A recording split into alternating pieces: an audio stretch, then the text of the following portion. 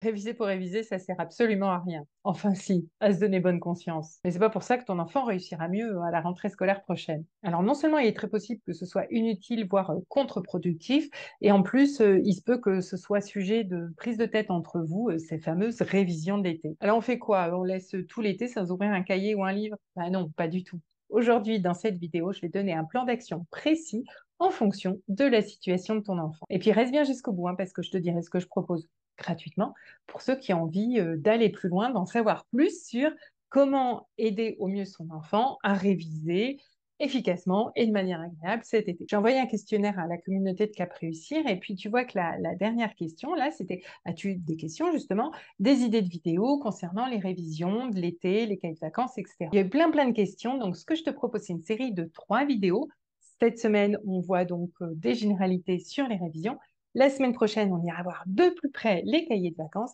Et dans 15 jours, comment réviser sans cahier de vacances. Donc, pour ne pas te louper cette nouvelle série de vidéos, pense bien à t'abonner à la chaîne et à cliquer sur la petite cloche pour avoir les notifications si ce n'est pas déjà fait. Alors, quand on se pose cette question, comment bien faire réviser son enfant cet été, la première question qui vient souvent, c'est la question des résultats scolaires.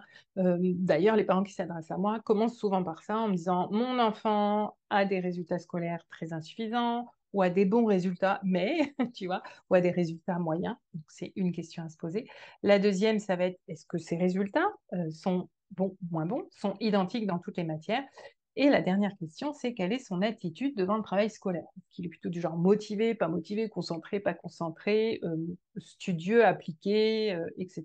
Parce que tu doutes bien qu'en fonction de la réponse à ces questions, on ne va pas du tout mettre en place la même chose cet été. C'est pour ça que je te disais qu'on va mettre en place un plan d'action qui correspond à la situation de ton enfant. Donc, on va regarder 5 jeunes. Le premier, c'est Lucas. Donc, Lucas, c'est le jeune. Quand les parents s'adressent à moi, ils me le décrivent comme ça. Il a des résultats plutôt corrects, voire moyens, mais je sens qu'il ne donne pas le maximum. On a souvent des remarques des professeurs qui nous disent qu'il pourrait faire mieux, qu'il manque de travail, d'investissement, etc. Tu vois, comme on dit, alors l'expression que j'aime pas du tout, mais que j'entends parfois, c'est il a un poil dans la main, ou des fois on dit il en a sous le pied et il l'exploite pas. Après, on a Victor. Victor, ça va être le jeune, tu vois, qui donne tout, toute l'année, mais les résultats ne sont pas au rendez-vous, ses efforts ne payent pas. C'est souvent le cas des enfants qui ont un ou plusieurs troubles des apprentissages. Tu vois, c'est dyslexie, dyspraxie, enfin tous les 10, troubles de l'attention, ou même certaines neuroatypies, ou même certaines maladies qui font que, voilà, ils travaillent et les résultats ne sont pas au rendez-vous. On va voir Léna.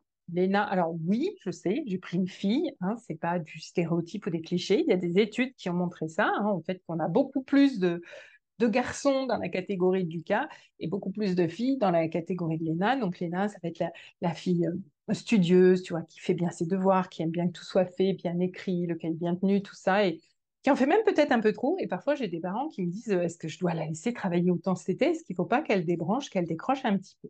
Donc on ira voir aussi. Ensuite, on a Clara. Alors Clara, c'est plutôt la jeune qui est complètement démotivée, tu vois, qui voit cette scolarité comme une montagne infranchissable, enfin, voilà, qui a décroché à un moment donné pour une raison ou une autre et qui est complètement perdue et qui arrive plus, quoi, qui arrive plus du tout. Et puis on a Elias. Alors Elias, ça va être plutôt le jeune, l'enfant, qui réussit bien chez lui, avec sa maman ou son papa qui l'aide, etc. Puis au moment à l'école de l'évaluation, il n'y a plus rien, c'est gros trou de mémoire, il ne se passe plus rien. Enfin voilà. La première question que je vais te poser, c'est est-ce que tu reconnais ton ou tes enfants dans ces portraits? Alors, c'est clair que c'est assez schématique, c'est pour que ce soit, il y a beaucoup plus de nuances que ça. Moi, j'aime à dire que chaque enfant est unique, donc forcément, voilà. Mais tu vois, ça va nous aider après à comprendre un petit peu qu'on va mettre des choses en place différentes selon le cas de chacun. Donc, dis-nous dans les commentaires un petit peu où tu reconnais tes enfants, si on voit s'il y a plus de Lucas, Léna, Clara, Victor ou Ilyes. Alors, revenons sur nos 3 questions. En fait, tu vois, je t'ai mis celle-là en premier, quels sont les résultats scolaires? Parce que c'est souvent par la réponse à cette question que les parents commencent à me décrire leur enfant. Mais en fait, la plus importante, celle qui va vraiment conditionner le reste, c'est quelle est son attitude devant le travail? Et pour ça, cette question-là, elle n'est pas nouvelle, même si on entend, les jeunes sont moins persévérants, enfin plus distraits, moins concentrés, etc. Cette question se la posait déjà il y a 100 ans, notamment avec Célestin Freinet, je ne sais pas si tu connais, le créateur de la pédagogie Freinet. qui avait dit cette phrase: «On ne peut pas faire boire un cheval qui n'a pas soif». Et parlant de cette phrase, donc, je trouve qu'elle est vraiment très représentative. Il avait même écrit en 1947 une petite histoire pour décrire un peu plus tout ça. Alors, cette histoire, qu'est-ce qu'elle nous dit? Elle nous parle d'un jeune citadin qui arrive à la campagne pour aider à s'occuper des chevaux et qui, pour gagner du temps, tu vois, pour être au maximum efficace, se dit: je vais commencer par faire boire le cheval en début de journée et comme ça, je serai après tranquille pour la journée. Puis en fait, il s'avère que le cheval, il n'a pas soif. Alors, au début, il essaye de le forcer un peu, ça marche pas. Après, il essaye des petites caresses. Allez, mon gentil petit cheval, tu vas être sympa, tu vas boire. Ça marche toujours pas. Et puis après, du coup, il se fâche, il se met en colère, il lui met les naseaux dans l'eau. Et puis, ça marche toujours pas. Donc, qu'est-ce qu'elle nous dit, cette histoire? Tu vois, on se reconnaît bien là, où on se dit, on va travailler cet été, ce sera gagné pour l'année prochaine, où on alterne entre mon petit chéri, si je t'achète un cahier de vacances avec des footballeurs, avec des chevaux, même, j'ai vu qu'il y avait des cahiers de vacances sur des chevaux, enfin, ou autre, comme ça, avec voilà, un décor que tu aimes beaucoup, tu vas être motivé à travailler, hein. Mais en quoi la présence de footballeurs, de chevaux ou je ne sais quoi va donner plus de plaisir à faire des opérations, des exercices de grammaire? Moi, je crois pas, hein. L'exemple que je prends souvent, c'est moi, j'aime pas faire tout ce qui est ma compta, mon administratif, ma déclaration d'impôt. Alors, c'est pas parce qu'on va mettre des petits décors que j'aime bien que j'aurais plus envie de le faire. Alors, on se dit, voilà, qu'en achetant ce jeu, etc., c'est un peu ce côté flatté, caresser le cheval, et puis on alterne avec ces moments où on en a marre, on dit, je te préviens, tu travailles parce que sinon, nanana. On se reconnaît bien là-dedans, il me semble, hein. Donc, la réponse à tout ça, hein, pour éviter de passer sans arrêt d'un camp à l'autre, ça va être, si on prend la citation complète de Célestin Freinet, on ne peut pas faire boire un cheval qui n'a pas soif. Toute méthode est bonne, qui ouvre l'appétit de savoir. On voit bien, autant là, je suis pas sûre que tu vois de quoi il s'agit. Donc, moi, j'ai changé cette phrase, j'ai dit, qu'est-ce qui va lui donner envie de s'y mettre et lui montrer qu'il est capable de réussir, hein. Parce que c'est ça l'idée, en fait. C'est ça que je dis tout le temps sur cette chaîne depuis le début, depuis la première vidéo. Ce qui va créer ce fameux appétit d'apprendre, plaisir, désir d'apprendre, c'est plus ton enfant, ton ado, va connaître ces moments où il va dire yes, j'ai réussi, tu vois, ce moment où la petite lumière s'allume dans ses yeux, etc. Donc, c'est ça qu'on veut lui faire vivre. Et pour ça, ça veut dire l'amener de quelque chose qu'il ne sait pas à quelque chose qu'il sait, hein. Ça, apprendre, c'est je ne sais pas à je sais faire et je suis conscient que je sais faire. Et on va voir que selon les différents profils des jeunes que je viens de te présenter, ben, ça ne va pas être du tout la même chose et puis on ne va pas du tout s'y prendre de la même façon. Mais pour ça, voilà, pour qu'ils puissent se dire yes, j'ai réussi à apprendre et avoir envie de recommencer, il faut déjà qu'il accepte de s'y mettre. Pour ça, on va aller faire un tour du côté des besoins de l'enfant. Alors, la pyramide de Maslow, c'est peut-être quelque chose que tu connais. Là, j'aime bien cette pyramide adaptée aux enfants, hein, de Papa Positive, qui nous montre bien que le besoin d'apprentissage, hein, représenté ici, là-haut, il fait partie de ce besoin d'accomplissement. C'est un besoin parmi d'autres, mais il y en a plein d'autres. Alors, dans la pyramide de Maslow, ils sont d'une manière un peu hiérarchique comme ça. C'est un peu ce qu'on lui reproche. Et maintenant, on tourne plutôt les besoins autrement. Alors, j'ai caché pour l'instant, parce qu'on va le découvrir ensemble. C'est un support que je trouve très intéressant. Je t'ai mis le lien en dessous si tu vas aller le voir, mais très chargé d'infos. Donc, on va les découvrir petit à petit. Mais tu vois bien qu'ici, il n'y a pas d'idée de hiérarchie. Tout est au même niveau, à la même hauteur. Alors pourquoi je te parle des besoins, hein? J'imagine que si tu es là, c'est que le bien-être, l'épanouissement, tout ça de ton enfant, ça te parle, hein. C'est quelque chose que tu as envie de développer. Et ben, il y a le scolaire, il y a les révisions, mais il n'y a pas que ça, hein. On va voir qu'il y a plein d'autres besoins auxquels on va pouvoir répondre, et notamment cet été, pour qu'il se sente bien. Et du coup, qu'est-ce qui se passe aussi? C'est que quand il se sent bien, eh ben, il va être plus disponible pour les apprentissages. Ça, j'en ai déjà parlé plusieurs fois, hein. Souvent, je vous ai dit, le stress bloque les apprentissages. Alors, la première famille de besoins, ça va être tous les besoins physiologiques. Donc, manger, boire, ça, je pense que c'est OK, mais tu vas se reposer. Si on repense à notre Victor, par exemple, ça peut être quelque chose vraiment de primordial. Le premier besoin à répondre, avant même de lui parler de révision ou de remise à niveau ou je ne sais quoi, permet-lui de se reposer. Sortir aussi, ça peut être aussi, enfin, l'école, ils sont beaucoup à l'intérieur, donc ton enfant, vos enfants, hein, quel que soit le profil, ils peuvent avoir envie, besoin de prendre l'air, d'aller dehors, etc. Donc les premiers besoins, voilà, qu'on va bien garder en tête pour cet été, ça va être ça, pour permettre à nos enfants de se reposer et d'aller dehors, d'être en extérieur. Après, il y a ce qu'on appelle les besoins socio-affectifs. Donc l'autonomie, on y reviendra plus tard, mais là, tu vois, être avec les autres, hein. Ça, combien de fois j'ai des parents qui, quand ils viennent à moi, me disent: ah non, non, mais il est content d'aller à l'école pour voir ses copains, pas pour apprendre. Donc, c'est ça que les copains, c'est important. Les copains et la famille. Alors, la famille, tu vois, ça va être par exemple plus pour les petits qui ont envie d'être plus avec leurs parents, leurs grands-parents, etc. Enfin, voilà, on va privilégier aussi ces temps-là. Si tu n'as pas, j'imagine, autant de vacances que ton enfant cet été, bah, que ces moments-là, ils ne tournent pas toujours autour j'allais dire des devoirs, des révisions, des apprentissages, etc., mais de partager des super moments aussi ensemble, c'est très, très important. Et pour les plus grands, bah, ça va être sans doute plus les copains, les copines, tu vois, où toute l'année, on est un peu brimé parce que faut pas se coucher tard, parce qu'il y a l'école, parce que ci, parce que ça, et là, ils ont vraiment envie de passer du temps avec leurs copains et c'est indispensable pour eux. Ensuite, on va voir tout ce qui est besoin sensorimoteur. Donc là, je pense que c'est vraiment ceux qui sont le moins nourris pendant l'année scolaire, hein. Bouger, à part si ton enfant a la chance d'être dans une classe flexible, mais ce qui est peu probable.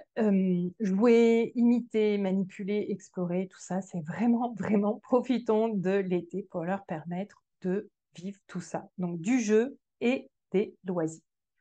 Et enfin, seulement, tu vois, un quart de tout ça, on a les besoins cognitifs, les besoins d'apprentissage, comprendre, connaître, découvrir, imaginer, etc. Donc voilà, déjà ça c'était pour remettre un peu tout ça, l'apprentissage et la découverte, il n'y a pas que l'apprentissage d'ailleurs, dans son contexte de tous ces besoins de l'enfant. Je te reprends la question que je t'ai posée tout à l'heure. Qu'est-ce qui va lui donner envie de s'y mettre et lui montrer qu'il est capable de réussir? Eh bien, selon qu'on a affaire à un Lucas, Victor, Léna, Clara ou Iliès, ça ne va pas être du tout la même chose. On va commencer avec Léna.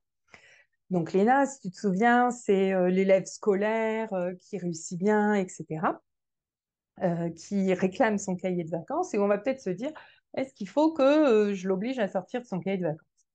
Bah, si elle y prend plaisir, non, non. Mais par contre, tu peux lui inciter plus, pas l'obliger, mais voilà, l'inciter plus à aller dehors, à se reposer, enfin, à rencontrer du monde, etc., qu'elle nous pense à nourrir aussi ses autres besoins.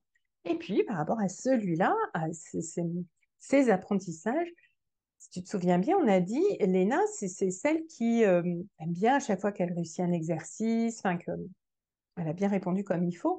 Mais le truc, c'est que Léna, dès qu'elle n'y arrive pas du premier coup, dès que ça se complique un petit peu, bah, elle perd pied. Et ça, moi, je l'ai vraiment connu avec un groupe d'élèves, hein, quand j'avais ma classe de CE1, CE2. En CE2, j'avais un groupe qui fonctionnait très bien. Et les années d'avant, en fait, surtout un garçon, pour le coup, c'est un garçon, parmi eux, qui, les années d'avant, à chaque fois, notamment en mathématiques, je crois, comme il était en avance, pardon, pas en vacances, en avance, on lui donnait toujours le travail de l'année scolaire d'après. En CP, il faisait le travail CE1, en CE1, le travail CE2, et moi, quand il arrivait en CE2, je dis non, non, on va arrêter. Pourquoi je te dis ça? Parce qu'on peut aller loin comme ça. Mais au final, il est toujours en décalage par rapport aux autres, il fait, tu vois, il réussit, il y arrive, etc.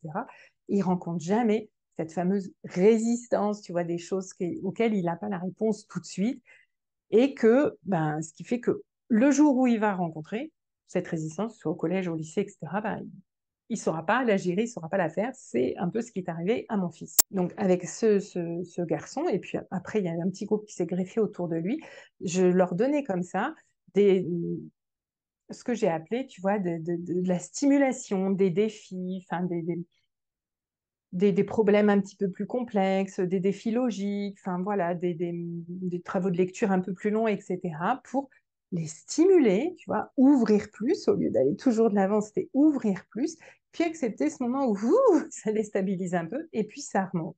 Donc ça, c'est quelque chose que tu peux proposer à ton enfant, s'il est du profil de Léna, voilà, ça va être vraiment des choses pour le stimuler, des défis. Donc, des cahiers de vacances, on regardera la semaine prochaine, hein, comme je t'ai mis dans la vidéo de la semaine prochaine, s'il y en a qui rentrent dans cette catégorie. Et puis, en dehors de ça, ben, ça va être tous les jeux qui nécessitent des stratégies, etc. Ça peut être se lancer dans un défi, se mettre à faire une nouvelle activité, un nouveau sport cet été, enfin voilà. Et puis d'accompagner tout ce moment où, ouais, je suis pas sûre d'y arriver. C'est ça dont ce profil d'enfant va avoir besoin. Après, donc, on a notre Victor avec ses troubles 10, qui, du coup, tu vois, Victor, en fait, ce qui se passe, c'est lui, pour le coup, ce moment de je sais que j'y arrive pas, bah, il le vit souvent, et puis il commence à apprendre, et avant même d'arriver en haut et de se dire yes, j'ai réussi, avant même d'arriver en haut, la classe est déjà passée à autre chose, tu vois. Comme ça, ou alors il ne peut pas connaître ce plaisir d'avoir réussi. On va prendre un exemple très concret. Imaginons un enfant qui a un trouble spécifique du langage écrit, donc une dyslexie, qui va avoir des difficultés en mathématiques, non pas parce qu'il n'a pas compris les mathématiques, mais parce qu'il a du mal à déchiffrer les consignes, les énoncés des exercices. Il n'a pas peut-être encore été diagnostiqué dyslexique, ou les adaptations ne sont pas mises en place, ou voilà, pour X ou Y raison, font qu'il bloque sur la lecture des énoncés, et puis du coup, il n'a pas l'opportunité de montrer ce qu'il sait faire en maths. Donc lui, vraiment, voilà, j'ai mis, on va reprendre les bases, tu vois, parce que reprendre, enfin, lui montrer qui sait, qui peut réussir et qui sait faire ce qui a été fait cette année, c'est pas dans le sens de rattraper le programme, mais c'est lui d'améliorer sa confiance en soi, lui montrer qui sait faire tout ça. Alors, ça va être soit, par exemple, en prenant des cahiers de vacances, c'était une des questions qui a été posée dans le questionnaire, adapté pour les dyslexiques. Mais attention, la police Open 10, etc., elle ne convient pas à tous. Donc, il faut voir avec ton enfant si ça lui convient, ou ça peut être en lui lisant les consignes, ou ça peut être avec des jeux en ligne, des applications, etc., où il n'y a pas besoin de lire, hein, mais qui comprennent que les notions vues en maths cette année, il les a. C'est juste, voilà, il y avait un souci au niveau des consignes. Donc, ça peut être un exemple. Et puis, j'ai mis les projets aussi. Parce que tu vois, cette idée de j'y arrive pas, je commence à y arriver, et hop, on est passé à autre chose. Bah là, c'est important, même en dehors du scolaire, qui connaît cette satisfaction. C'est important de travailler sa confiance en soi, l'estime de soi, tu vois, qu'il voit qu'il est capable de mener quelque chose à son bout, de mener un projet à son terme, hein. Par exemple, tu vois, le fils aîné de mon compagnon, il y a quelques années, quand il était au collège, donc lui aussi, il est dyslexique, il avait passé un été, même peut-être deux, je sais plus, autour d'un projet cabane. Avec ses copains, ils construisaient des cabanes, mais des vrais, tu vois. Enfin, je dis des vrais, avec du vrai bricolage. Il empruntait des outils à son papa, etc., pour vraiment percer, visser, etc. Enfin, voilà, pour avoir la fierté d'avoir mené le projet à son bout. Donc ça aussi, c'est quelque chose qu'on peut proposer à ces enfants-là. Alors, passons maintenant à Clara. Donc, notre Clara, tu vois, ça va être, on l'a dit, elle est, voilà, au bout de sa vie, comme on dit, comme disent souvent les jeunes, tu as l'impression que la montagne, elle arrivera jamais. Donc, elle aussi, ce qui va être super important, c'est de lui redonner les bases, de lui montrer. Peu importe, on peut prendre un cahier de vacances de 2 années en arrière. Alors oui, elle peut mal le vivre, tu vois, donc ça peut être pour le coup intéressant si vraiment c'est quelque chose qui l'embête de photocopier les pages ou de trouver des choses sur Internet, tu vois. Mais moi, j'avais accompagné une jeune comme ça, Laura, hein, qu'on a vu plusieurs fois dans les premières vidéos de ma chaîne, où on avait vraiment comme ça repris les bases l'été. Donc, on se bloquait 1 ou 2 semaines, tu vois, pendant les vacances, avec vraiment de la remise à niveau, 1 heure ou 2 heures par jour, des points clés. On faisait pas ça dans toutes les matières.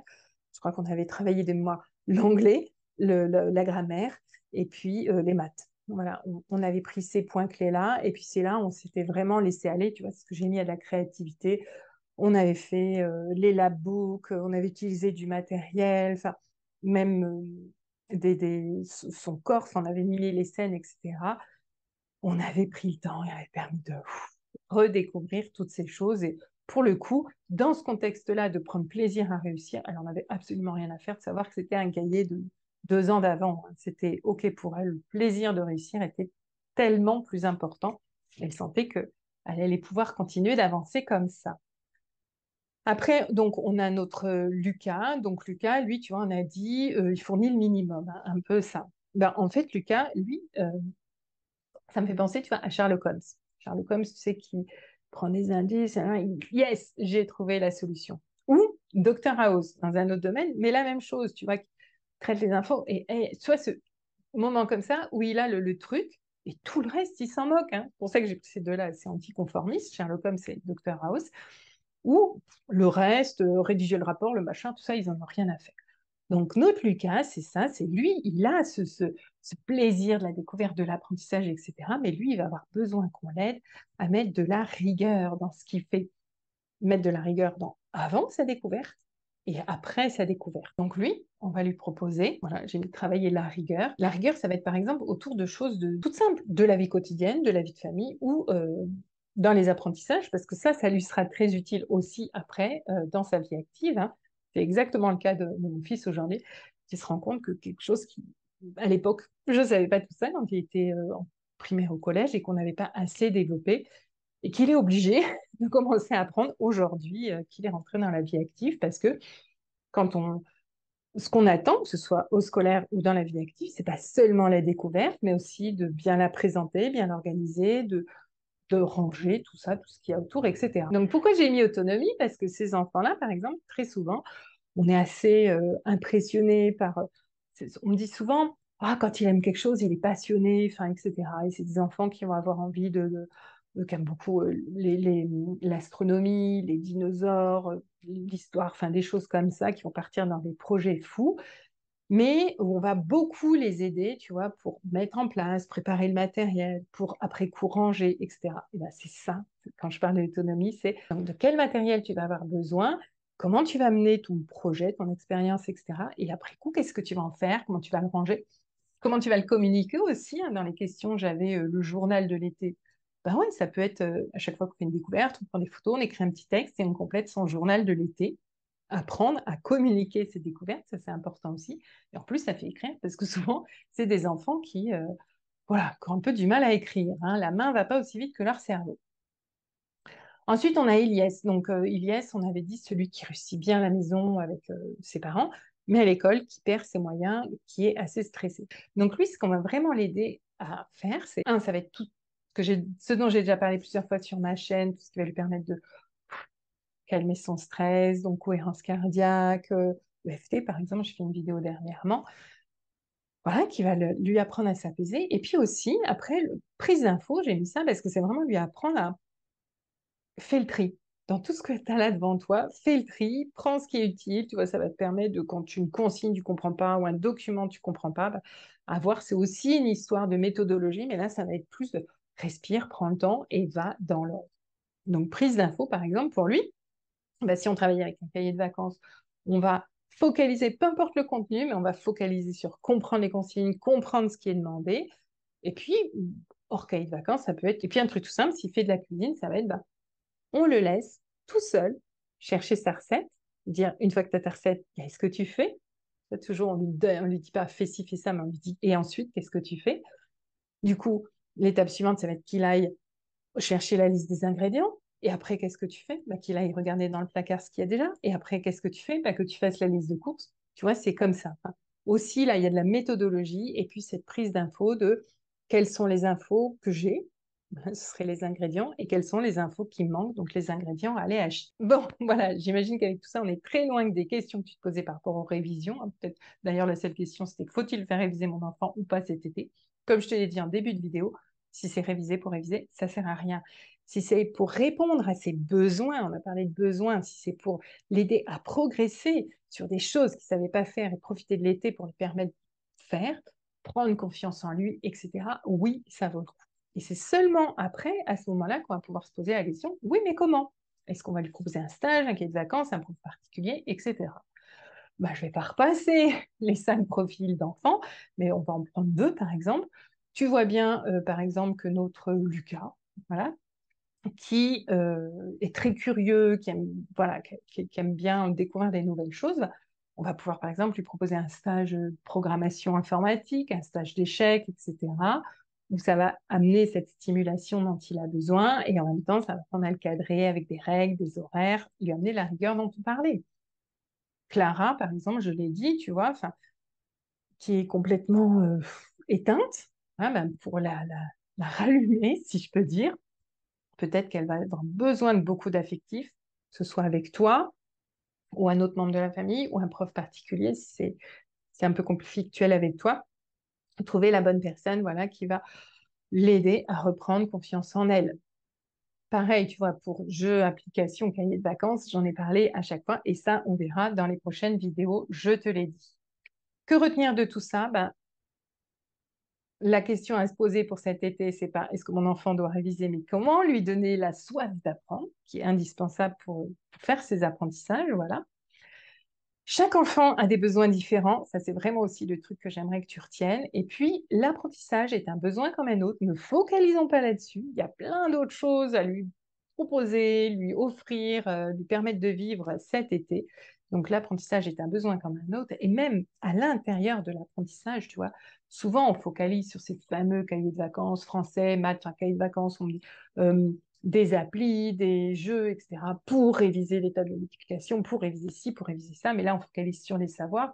Et tu vois, dans la vidéo d'aujourd'hui, c'était ça aussi que je voulais te montrer, qu'il y a plein d'autres savoir-faire, méthodologie de travail, compréhension de consignes, etc., de savoir-être, être curieux, être persévérant, être rigoureux, qui sont importants, tout aussi importants à développer, parce que ça, on ne l'enseigne pas à l'école, hein. On ne travaille pas spécifiquement dessus, alors que les savoirs qu'il n'aura pas forcément acquis cette année, qu'il aura loupé, ben, il va retravailler dessus. Hein, les programmes, ils sont spiralaires, donc on revient sans arrêt sur les anciennes leçons, donc il retravaillera dessus. Mais ces aspects-là, c'est vraiment ce qui me semble primordial. Alors là, c'était une présentation assez euh, thématique, tu vois, où j'ai essayé de voir des grands cas comme ça, mais on va aller plus en profondeur dans une masterclass que je te propose en direct. Comme ça, tu pourras venir présenter la situation de ton enfant, en parler de ton enfant. Donc, une masterclass sur comment organiser les révisions pour son enfant cet été, qui aura lieu le 19 juin en direct. Tu peux t'inscrire ici à la fin de cette vidéo. Tu trouves le lien en commentaire aussi et dans la description. Et puis, si tu vois la vidéo après, tu auras un lien vers le replay ou vers une prochaine date si je la propose plus tard. En tout cas, ce que j'aimerais vraiment que tu retiennes de cette vidéo, c'est que quand on parle révision d'été, ce qui est vraiment important, c'est de se dire comment provoquer le plaisir, le désir d'apprendre. Voilà, on se retrouve la semaine prochaine pour parler des cahiers de vacances. Bye!